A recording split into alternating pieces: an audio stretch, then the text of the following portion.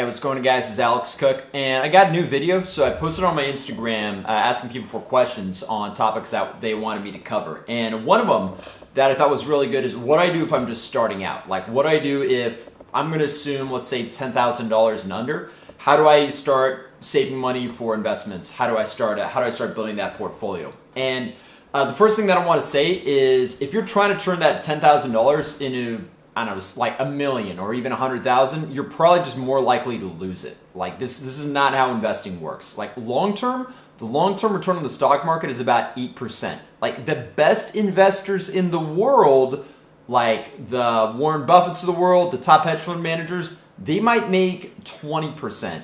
All right, but the long-term average on the market is 8% per year. So you can do the math. If you're trying to turn that $10,000 into like 100,000 in a year or so, like you're probably just more likely to completely lose it.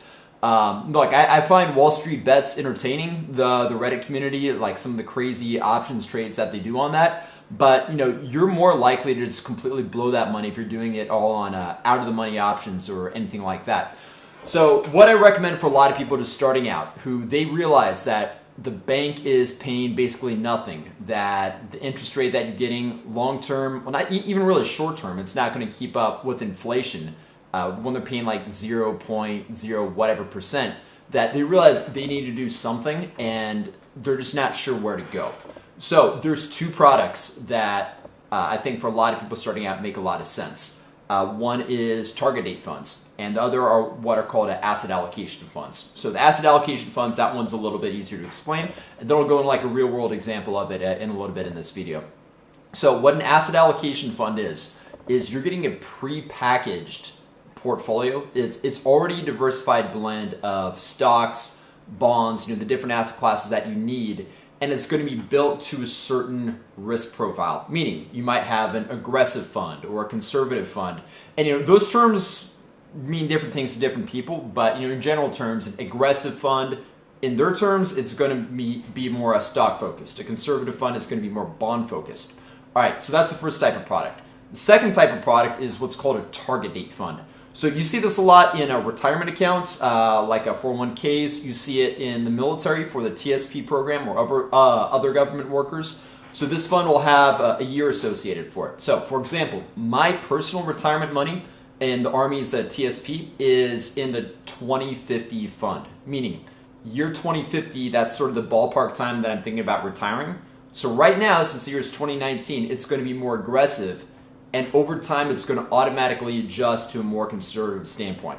All right, so why I recommend target date funds and asset allocation funds is you're already getting like a pre-packaged portfolio. And for a lot of people just starting out, that may just be what you need. You can get fancier later once you start having more funds to work with, but I'd say like $10,000 and below, that's a good sort of one-stop solution for you. All right, so what I'm about to crack into is I'm going to show you a real-world example of an asset allocation fund and break it down for you. All right, so this is an example of an asset allocation fund. It's called the iShares Core Aggressive Allocation ETF. So an exchange traded fund, and I'm going to show you what it is. So it has a ticker symbol AOA. So that's a ticker symbol you could buy. And if I scroll down, here's what's actually inside it.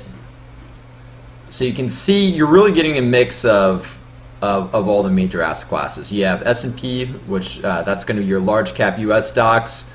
International developed, you have bonds, emerging markets, you have small cap, mid cap. So you're really getting like a diversified blend of all the major asset classes that an entry-level investor would want exposure to.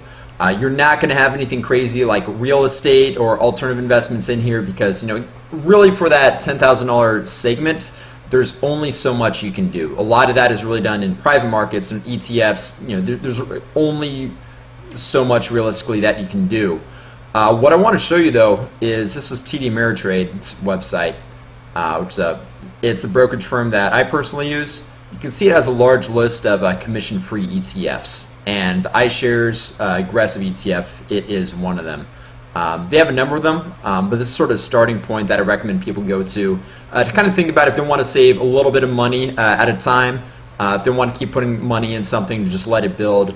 You have a good starting point of ETFs that you could trade for free to just let money pile up. So this isn't a product endorsement. This is not a solicitation to buy or sell securities. I'm just giving this fund as an example. But these asset allocation ETFs, I think, are a good starting point for a lot of people for that, again, that $10,000 and under segment, where your options are a little limited, but you need something that's better than just putting in the bank. So hopefully this is informative. If you have any other questions about finance topics that you're interested in, just leave a comment below, and I'll try to get back to you guys. And thanks for watching.